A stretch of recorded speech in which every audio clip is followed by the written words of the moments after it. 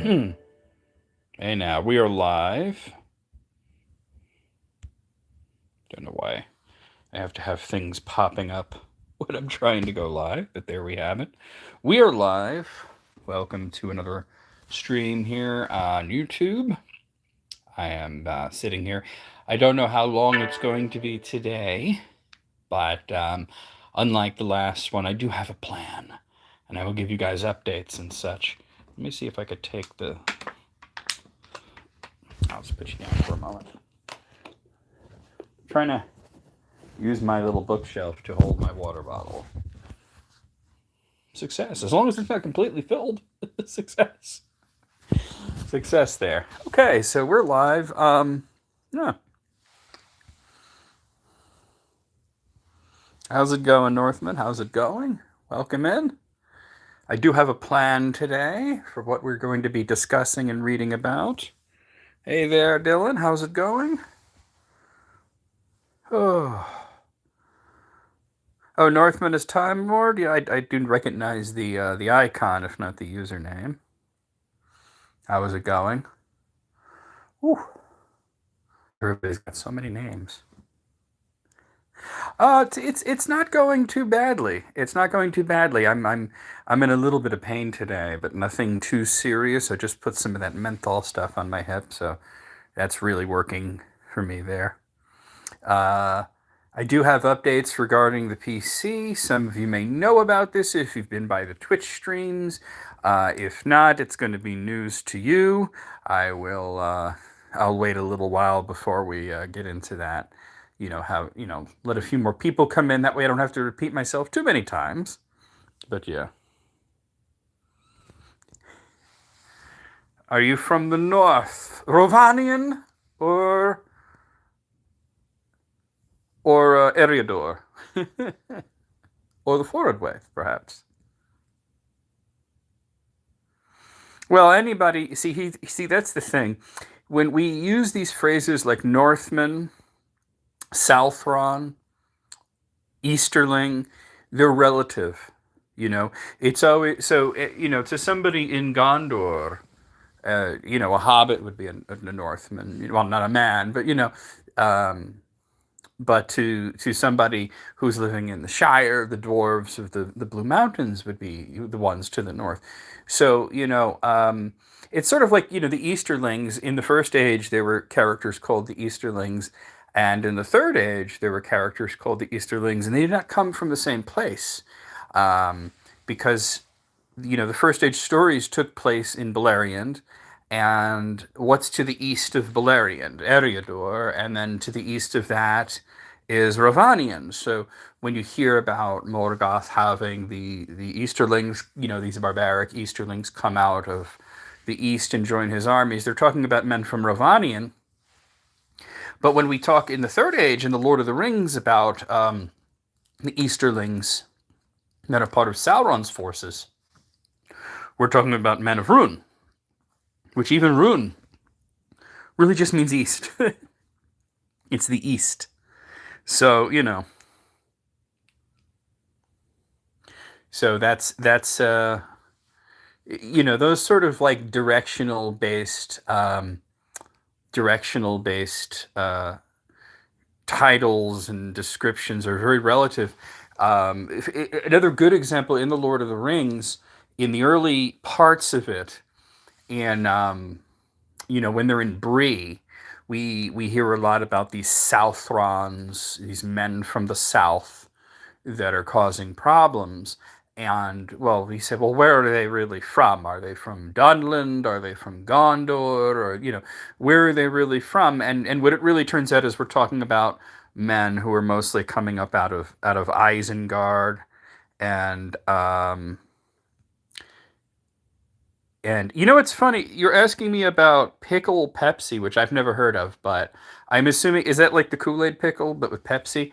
I was just looking into making pickles, not with anything too sugary. I would probably go for a more a more traditional sort of vinegar and sugar and garlic kind of thing. But I was looking into what it would what it would take to make pickles. I just maybe just like as a, something to do, just like a hobby, right? um, or maybe I'll pickle onions or something, you know. But it's funny. I've never heard of pickled Pepsi or pickle juice and Pepsi makes a refreshing beverage. Well, I don't think I would enjoy that. I don't drink soda, but yeah. Yeah, yeah. So wild men could be anything, but I'm talking specifically about these directional based things. We find out that these are, these are men that come out of Isengard for the most part, and which would make them probably men of Dunland, right? Or exiles from Gondor. But then when they talk in Gondor about southern people, men from the south, Haradrim, we're talking about even further south. So, you know, um, they're always it's always relative to where you are. So we have a plan, as I'm sure you see in the stream title. We're going to be reading and discussing today two stories, which I am referring to as the Lost Unfinished Tales.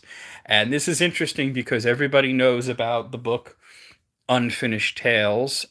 Sometimes it's the the full title is Unfinished Tales of Numenor and Middle Earth, but pretty much everybody knows that book. And then there's the Book of Lost Tales, which comes in two volumes, which are the first two chapters of the greater work, the history of Middle Earth. And the thing about that is, like I remember when I was really young, and I had read, The Hobbit, and I had read The Lord of the Rings, and I had not yet at that time read Unfinished Tales. I was probably around 12 years old, and uh, and I'm going through, the bibliography at the back, or maybe it's at the front of The Lord of the Rings, and these are the other things that Tolkien has written. And at that point, not even all of the parts of the history of Middle Earth were yet released at that point. But I remember seeing Unfinished Tales and the Book of Lost Tales. The Valar would love pickle Pepsi. Yeah, probably, yeah. Probably. Yeah, I just sort of lost my taste for soda. It just happened one day. I was buying soda, and I would, about a 2 liter bottle would last me like maybe a week and a half or so. And then it got to the point where it was lasting longer and longer. And one day I was at the supermarket and I said, well, I do need soda. And I went and I said, do I though? I don't feel like I do, and I remember Crystal Pepsi. What's up, Gray? I remember Crystal Pepsi. They could if they want to. Yes, they absolutely could eat if they wanted to. Whether or not they wanted to, I think they did because they held feasts all the time. And I don't think that these sort of parties were just let's watch the elves eat, because that gets awkward, I think. They would hold these festivals and such, and they had lots of food. So I think absolutely they would eat. They didn't need to eat because they were not incarnates, but I think they would enjoy doing so. They would enjoy. They would eat just purely for the joy of it. I do have PC updates. I'm about to get into that, but I got into a whole discussion here. But so anyway, I instead of buying soda that one time, I picked up a large jug of the Arizona green tea, and I just started drinking that instead. And I just haven't really wanted to drink soda since then. I just sort of like I don't know. I guess I got tired of it. Oh, I mean, yeah, absolutely. I mean, Orama was a hunter, and I don't really see him as much of a trophy hunter. I don't think that he was out there hunting just to put heads on his wall and his lodge, right? But I would presume that he did eat the meat of the animals that he hunted, you know? The Istari absolutely would need to eat because they were incarnate. And what incarnate means, and a lot of people get this wrong. Incarnate does not mean that you have a visible form. It does not mean that you have a physical form. It means that your soul is bound to a physical form. As a matter of fact, if you look at the root of the word carnate incarnate it's referring to meat, like carnivore. It means that you are bound to flesh, meaning that they are stuck in those bodies for the foreseeable future. Presumably Manwe could unstuck them, could discarnate them, but once they are incarnate, they need to eat, they need to breathe, they need to sleep, they would need to drink water and keep hydrated. They were pretty much almost human at that point, or almost elvish, I guess you could say. So yeah, I would imagine that Radagast would be a vegetarian of sorts. You know what I mean? And it's not that unusual because you saw it with Bjorn. Bjorn had a lot of animal friends, and when the hobbits, or the dwarves and the hobbit stayed there, they talked about what foods were served, and it was all like bread and cream and honey sort of thing. So um he certainly wasn't like a vegan or anything, because there was milk and cream and butter and honey. But Bjorn doesn't. Well, Bjorn doesn't eat animals. He might eat goblins. We don't know if he does or he doesn't, but he just might eat goblins when he's in his bear form. It's certainly possible.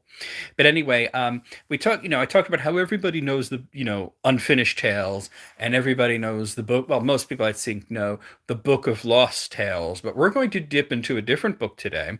We're going to dip into the book, the Peoples of Middle Earth, and there is a section in it called Unfinished Tales.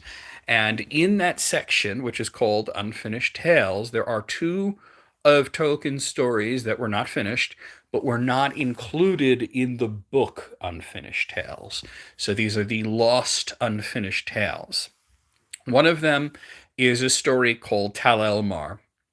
And you could also find that if you don't have the Peoples of Middle Earth, you could also find that story in the book The Fall of Numenor, which I highly recommend, by the way. It is a Second Age story about a young man in Middle Earth and ships coming from Numenor, and how that is viewed at that point in the timeline. And the other story is really the more interesting of the two. It's not the better of the two. Tal Elmar is the better story, but it's the more interesting to talk about because it's called The New Shadow. And what The New Shadow is actually it's a sequel to The Lord of the Rings that Tolkien started writing and then decided that he didn't like it very much, and that he didn't actually want to write a sequel to The Lord of the Rings, and he did not get very far. And I did a bit of a reading of it once on one of my Q&A videos, but I'd like to run through the whole thing and just sort of like we'll talk about these lost unfinished tales, the sequel to The Lord of the Rings that never really got very far, and a little bit of Numenor that wasn't included in the Lost Road. It wasn't included in the Silmarillion, and it wasn't included in Unfinished Tales. So there we go. But let's go to PC updates though, because Gray asked about it. I'm sure you guys are really interested to know about it. So I've been talking to Corin. Corin is the person who's building my computer. She lives on the other side of the country. She lives in California, which has made this a little bit more difficult than it could be if I would use somebody more local. But I think in the case of something like this, I think it's really way more important for me to use somebody that I trust than somebody that's local, because the last time that's the mistake I made is that I went for somebody local instead of somebody that I really, really trusted. I mean, I did trust the person at the time, but I didn't know them all that well. And Corin, I've known her for decades. We've been friends for like 20 years. So I know that she's going to, do right by me. But it seems that, this is just one of those things where it's sort of like the comedy of errors, if you're familiar with that, where everything just keeps going wrong and there's just these delays and delays and delays. And we talked about some of this already, where, we fundraised what we needed to. And I thank you guys for that. And I sent her the money. And of course, I told the story about how that was difficult because my bank was not happy with me doing that. And I had to go, through this whole ordeal, I would refer to it, of trying to answer questions on the bank's hotline that were clearly AI generated and were really didn't make any sense, and then having to actually go to the branch and talk to them there before I was able to get her money. And then I had to send her my old computer so that she could take certain parts out of it as well to preserve things, all of my work really, as well as the new graphics unit that I had bought, and then that got delayed. That took a really long time, so that you know that was a nightmare. But anyway, she has all of the things, and then like a lot of little things cropped up, but they just keep getting squashed one after the other. Like they sent her the wrong kinds of cooling fans, so she had to replace those. And there was a few little things like that. Like she wasn't sure if the hard drive was going to fit in there, but she did manage to get it to fit. And the stage that we're at right now, or the stage that we're supposed to be at right now, is what's known as thermal testing, which is where she tests to make sure that it's not going to overheat on me. So that was supposed to happen this week, but two things delayed that, and that's why I'm still on my phone. One thing that happened is she got sick. She actually has COVID, which really just isn't great. I've had it myself twice, and it was just terrible both times. Did not enjoy it. Do not recommend. 0 stars. Um, and this is hardly her first COVID infection either. But yeah, it's just just another thing to go wrong. And then the USB stick, she was still trying to work through being sick, but then the USB stick that she uses to install Windows on a computer broke on her. And that's nothing to do with me or whatever, but she's got to get a new one because none of the other USB sticks that she has is big enough to accommodate a Windows 11 install. So, it's just, it's always something, isn't it? But I can tell you that the PC is mostly built. I mean, it's pretty much built. It just needs to be, like I said, it needs to have Windows installed on it, and it needs to undergo thermal testing before it is sent out to me. Series of unfortunate events. That's a good way of putting it, right? Thankfully, none of them have been catastrophic, but I can tell you that when it arrives and I'm all set up and I'm able to do my first live stream from the new computer, that is going to be catastrophic. It's going to be a catastrophe for me, that's for sure. Um, so there is the big update. The big update is that there really isn't an update, just that there's been a series of small delays, nothing catastrophic, nothing major, but it is still happening, and we hope to be in at full power soon. Um, I was supposed to touch base with Sid today, and I didn't, mostly because he wasn't feeling all that well, and I actually wasn't feeling all that well. I'm feeling better now, but I said let's just wait, and but I did speak to him a few days ago, and I've kept in touch with Matt and everything, and I've been keeping in touch with the people at Quora. So it's thankfully, through the miracle of a telephone basically being a handheld computer, we've been able to keep up with doing streams, and we've been able to keep up with the community and everything. And so it hasn't really been like I'm gone. It's just sort of in diminished capacity here, just trying to use a broken Palantir to talk to you guys. Um, Anyway, I had a really good time with the last few streams, even though we have a lot of weirdos that come in here now. But somebody said to me that the flood of weirdos that comes into the stream sometimes is actually a good thing. That's actually a good thing. It's irritating for the moderators, and I sympathize with that. But it's actually a good thing for the channel because it means that the channel streams are being shown to random people, that the algorithm has picked us up and is showing us to people. So yeah, of course that brings a lot of weird children. Now I wouldn't say servants of they're not servants of Morgoth. I'll tell you why. Because that some of them maybe a little bit, Dylan, but I get the feeling like they're more like little baby goblins, right? Little baby goblins with they don't have their fangs yet, right? And they're just going around like, and they're just trying to cause trouble, but they don't really know how. Yeah. Well, I think that was the genesis of it, to be honest with you. Yeah, they're little baby goblins. They're little, tiny little Urukai looking for Saruman. They're, daddy, daddy. Well, they wouldn't say that. They would say, Shocker, shocker. Little baby Urukai. Let's talk about the lost, unfinished tales. And I'm not joking, by the way. If I don't know how many of you guys own the book, The Peoples of Middle Earth, but if we go to that section, we can see right here, it says Part 4, Unfinished Tales. So there you have it. The little goblins. And that was more Gollum than anything. Oh, Shocker. Where's meats? Meat's back on the menu, boys. Okay, so we're going to start with the new shadow. Now, here's the preamble here. Let's start with the preamble.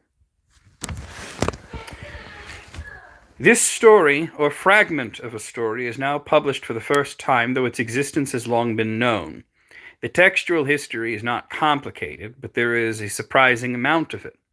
There is, first, a collection of material in manuscript beginning with two sides of a page carrying the original opening of the story. This goes no further than the recollection of the young man, here called Egelmoth, of the rebuke and lecture that he received from Borlus when caught by him stealing apples from his orchard as a boy. There is then a text which I will call A, written in Latin but clear script, and this extends as far as the story ever went. Here also the young man's name is Egelmoth. This was followed by a typescript in top copy in carbon B, which follows A pretty closely and ends at the same point. There are a great many small changes in expression, but nothing that alters the narrative in even minor ways. The young man, however, now bears the name Arthael. There is also an Ananusis typescript derived from B without independent value. Finally, there is another typescript, C, also with carbon copy, which extends only to the point of the story where the young man, here named Ceylon, leaves Borlus in his garden, searching back in his mind to discover how this strange and alarming conversation had begun. This text C treats B much as B treats A, altering the expression, fairly radical in places, but in no way altering the history, or the story rather, or giving to it new bearings. It seems strange that my father should have made no less than 3 versions, each showing very, very careful attention to improvement of the text in detail, when the story had proceeded for so short a distance. The evidence of the typewriters used suggests, however, that C was made substantially later. The machine on which B was typed was the one he used in the 1950s, before the acquisition of that referred to in Section 10, page 300, while the italic script of A could, with some probability, be ascribed to that time, but the typewriter used for C was his last. In his biography, Humphrey Carpenter stated that in 1965 my father found a typescript of The New Shadow, a sequel to The Lord of the Rings, which he had begun a long time ago but had abandoned after a few pages. He sat up till 4 a.m. reading it and thinking about it. I do not know the source of this statement, but further evidence is provided by a used envelope, postmarked 8th January 1968, on the back of which my father scribbled a passage concerning Borlus, developing further the account of his circumstances at the time of the opening of the story. See note 14. This is certain evidence that he was still concerned with the new shadow as late as 1968. And since the passage roughed out here would follow on from that point reached in the typescript C, see note 14, it seems very likely that C dates from that time. Such as the evidence is, then, the original work, represented by the manuscript A and the typescript B, derives from the 1950s. In letter of 13th May 1964, in letters number 256, he wrote, "I did begin a story placed about 100 years after the downfall of Sauron, but it proved most sinister and depressing. Since we are dealing with men, it is inevitable that we should be concerned with the most regrettable feature of their nature, their quick satiety with good. So that the people of Gondor in times of peace, justice, and prosperity would become discontented and restless, while the dynasts descended from Aragorn would become just kings and governors, like Denethor or worse. I found that even so early there was an outcrop of revolutionary plots about a center of secret satanistic religion, while Gondorian boys were playing at being orcs and going round doing damage. I could have written a thriller about the plot and its discovery and overthrow, but it would be just that, not worth doing." From the evidence given above, however, it is seen that his interest in the story was subsequently reawakened, and even reached the point of making a new, though incomplete, version of what he had written of it years before. But in 1972, 15 months before his death, he wrote to his friend Douglas Carter in letter 338, "I have written nothing beyond the first few years of the Fourth Age, except the beginning of a tale supposed to refer to the end of the reign of Eldarion, about 100 years after the death of Aragorn. Then I of course discovered that the king's peace would contain no tales worth recounting, and his wars would have little interest after the overthrow of Sauron. But that almost certainly a restlessness would appear about them, owing to the, it seems, inevitable boredom of men with the good. There would be secret societies practicing dark cults and orc cults among adolescents. To form the text that now follows, I print C, so far as it goes, with the sinister young man given the name Ceylon, and from that point I give the text B, changing the name from Arthael in B to Ceylon." So what we learned here from the preamble, before we get to the actual story, is that Tolkien, I mean, it's often said that he wrote a little bit of it, and then he realized he didn't like it very much, and then he stopped. And that's certainly what he said in his letter. However, he came back to it very late in life, and even as late as just about, a little over a year before he died, he was returning to it and revising it.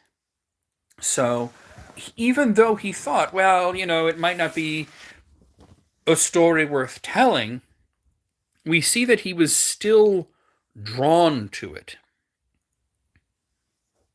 What do I think would have happened to the Avari and the other elves in the east if the story was completed? Would they have faded like the others?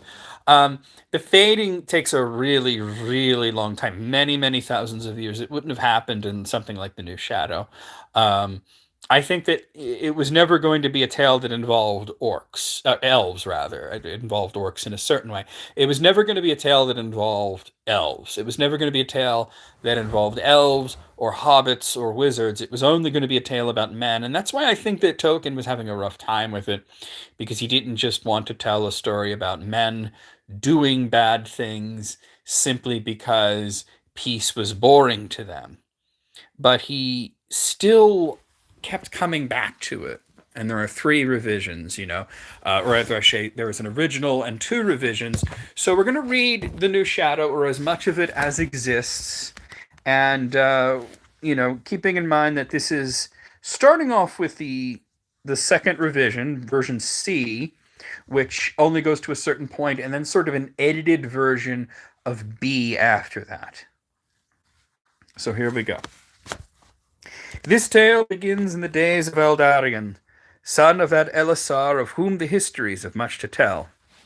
105 years had passed since the fall of the Dark Tower, and the story of that time was little heeded now by most of the people in Gondor, though a few were still living who could remember the War of the Ring as a shadow upon their early childhood. One of these was old Borlus of Pen Arduin. He was the youngest son of Beragon, the first captain of the guard of Prince Faramir, who had removed with his lord from the city to the Emen Arnen. Deep indeed run the roots of evil, said Borlus, and the black sap is strong in them. That tree will never be slain. Let men hew it as often as they may. It will thrust up shoots again as soon as they turn aside. Not even the feast of felling should the axe be hung up on the wall. Plainly, you think you are speaking with wise words, said Salen. I guess that by the gloom in your voice and by the nodding of your head. But what is all this about? Your life seems fair enough still for an aged man that does not go far abroad. Where have you found a shoot of your dark tree growing in your own garden? So, really interesting here. He has a habit of starting his stories with conversations, and very little preamble, really. You get it with the Hobbit. We just told, oh, there's a Hobbit. He lives in a hole, and here's a conversation between him and Gandalf.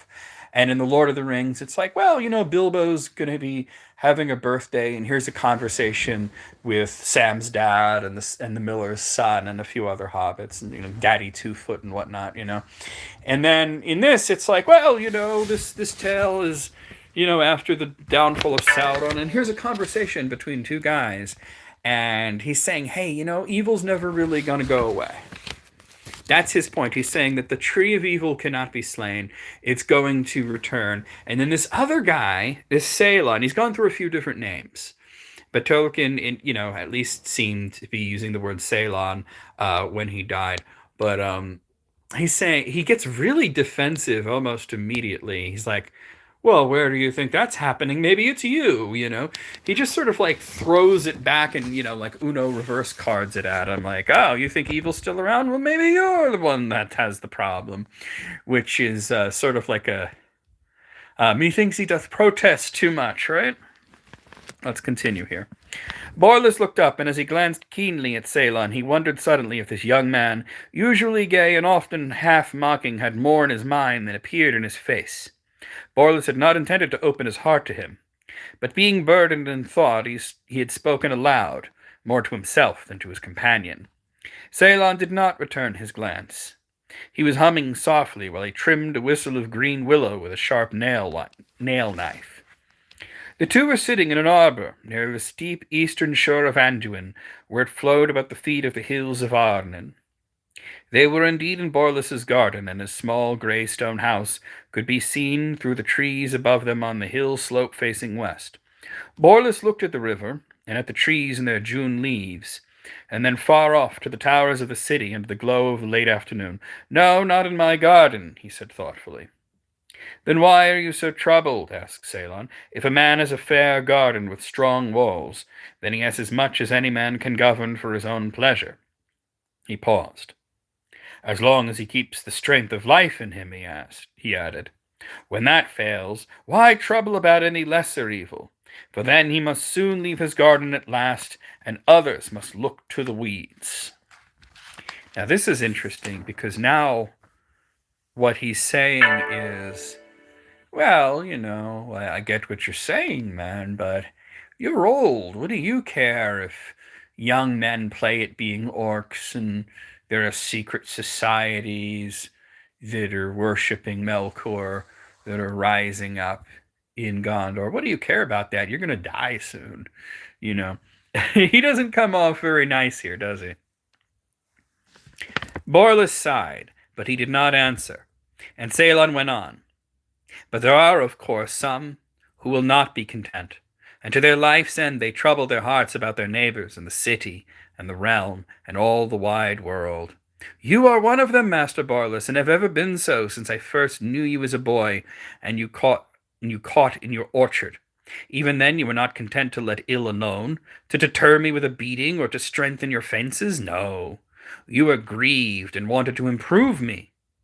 You had me into your house and talked to me. I remember it well. Orcs' work, you said many times. Stealing good fruit. Well, I suppose that is no worse than boys' work if they are hungry, or if their fathers are too easy. But pulling down unripe apples to break or cast away, that is orcs' work. How did you come to do such a thing, lad? Orcs' work. I was angered by that, Master Borlus, and too proud to answer, though it was in my heart to say, in child's words, if it is wrong for a boy to steal an apple to eat, then it is wrong to steal one to play with. But not more wrong. Don't speak to me of orcs' work, or I may show you some.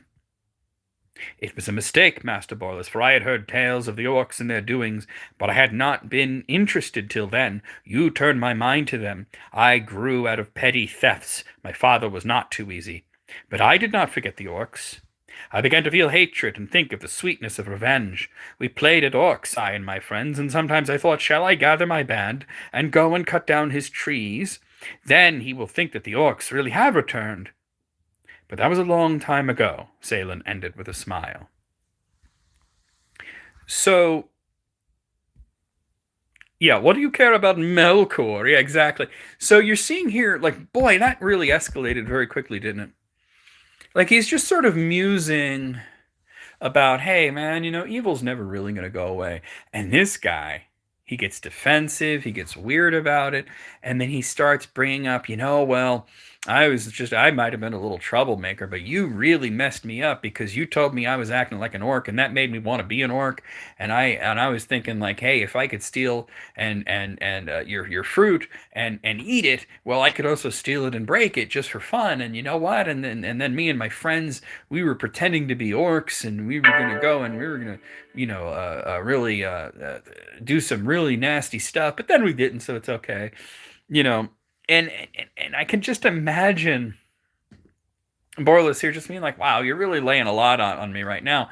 And it kind of reminds me. It's a bit of a dark reflection of the beginning of the Lord of the Rings in a way, because at the beginning of the Lord of the Rings, we sort of see Frodo a little bit, not a lot, but a little bit, as this guy who did mischief in his past.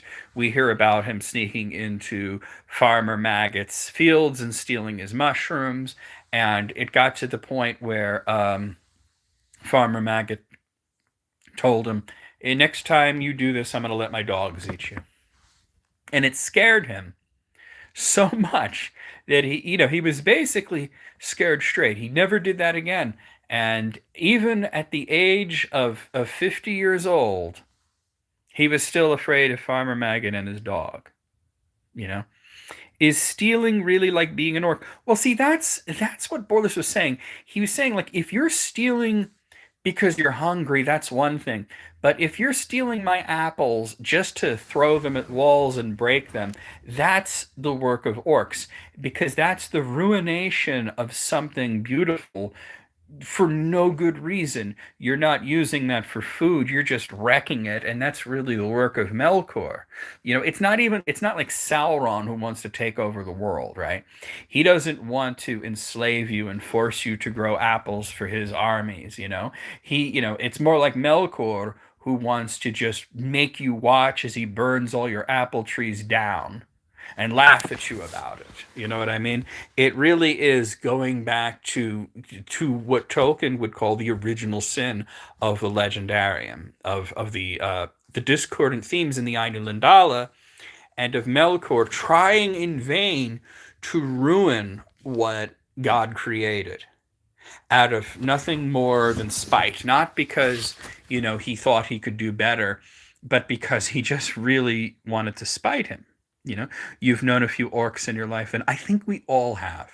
Who hasn't known somebody that you think, there's the devilry of Saruman, or there's a little orc in this guy, right? I think we've all known a few orcs here and there. But but we're getting the fact that this is a grown man that we're talking about that's still sore about this guy catching him. And he's even saying, well, if you just, beat me up or something, that would have been fine. But actually giving me something to think about, unforgivable. And he's sitting there and saying, I plotted revenge for years. And just imagine being like, whoa, man, where are you coming at me with this? I was just musing about how there's always going to be evil, and then you get really weird really fast. What is going on in your life, right? So let's continue here. Borlus was startled. He was now receiving confidences, not giving them. And there was something disquieting in the young man's tone. Something that made him wonder whether deep down, as deep as the roots of the dark trees, the childish resentment did not still linger. Yes, even in the heart of Ceylon, the friend of his own son, and the young man who had in the last few years shown him much kindness in his loneliness.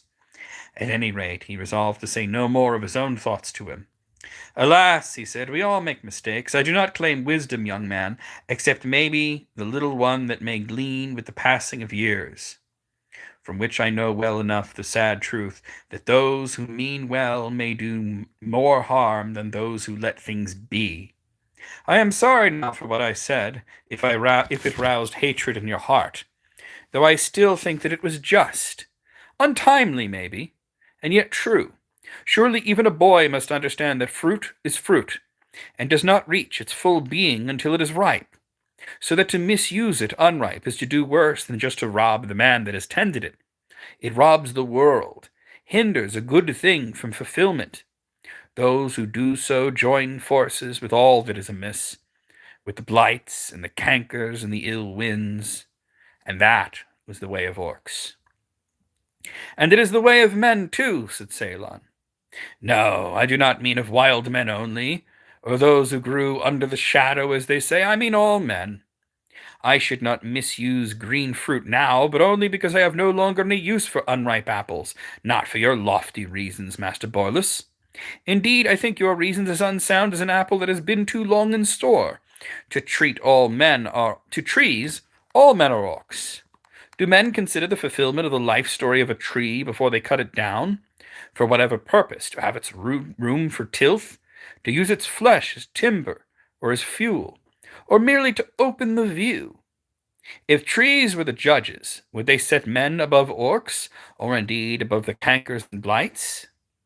What more right, they may ask, have men to feed on their juices than blights?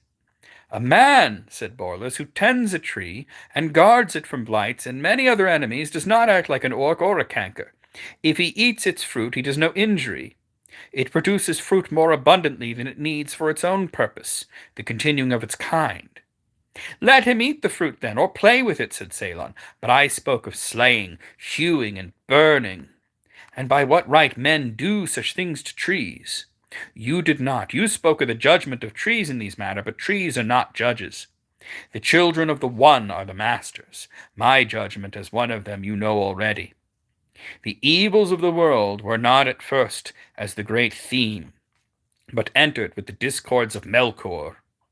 Men did not come with these discords. They entered afterward as a new thing, direct from Eru, the One.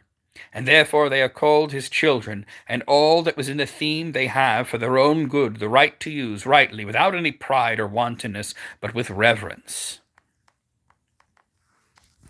All right, let me.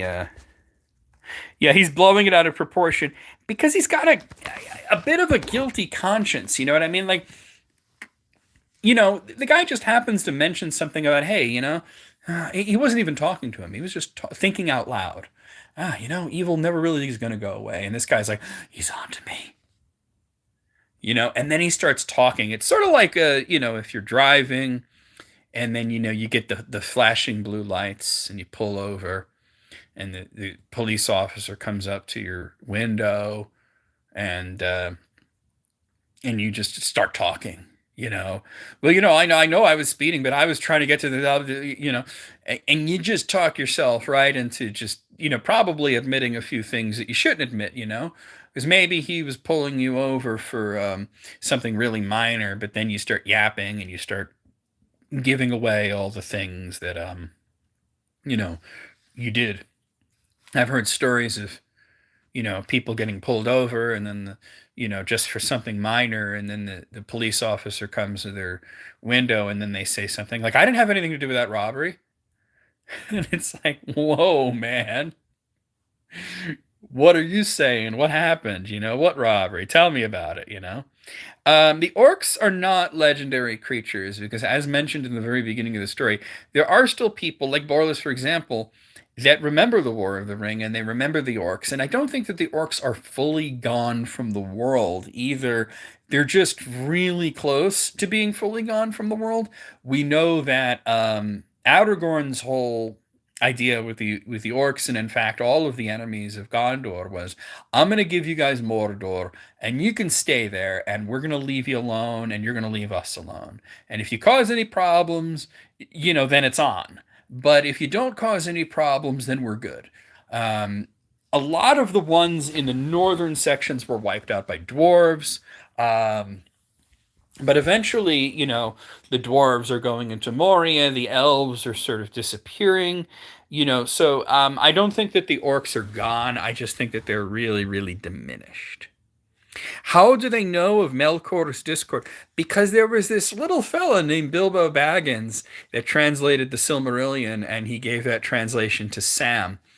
And then Sam included that in the Red Book. And as a matter of fact, we know that Borlis is the son of Beragon, the character from The Lord of the Rings. So that, he was the youngest brother of, for example, oh, what was that kid's name? The one that Pippin was hanging out with.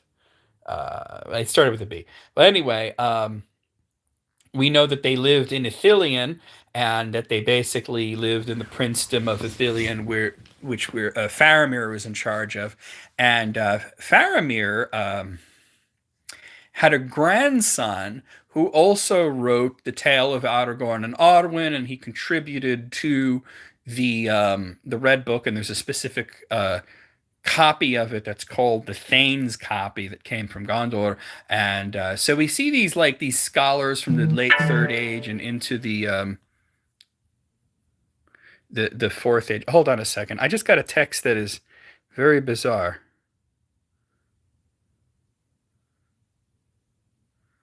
Hold on, I got a text from one of my moderators. I just got a text from Alice, one of my moderators, who was like, "Hey, I'm just checking on you. You said you were going live." And I'm like, I am live. But would orcs have appeared in the story at all? I can't know that, to be honest with you. I think yes, but I can't know that. I mean, he didn't finish it. So I can tell you some conjecture, and a lot of people would ask, well, what would the main sort of villain be, right? Like, was it going to be like one of the Blue Wizards or the Mouth of Sauron or something? And my conjecture is that it would have been something brand new, and I base that on the fact of the title, that it was called that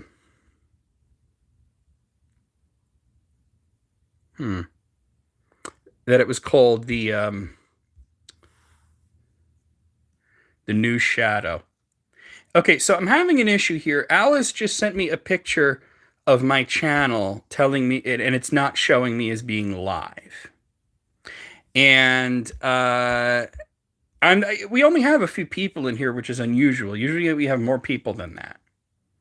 So, am I streaming to the wrong place? Am I streaming to the wrong account? Hold on, I think I'm streaming to the wrong account, you guys. Hold on. Okay.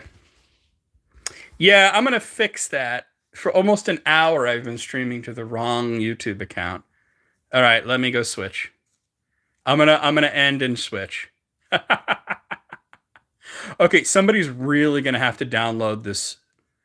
Well, I guess I can get it off of YouTube Studio so that I could edit it with the other one. All right, I'll be right back, guys. I thought I was on the correct account. I'm gonna go. Everybody, go over to my normal account.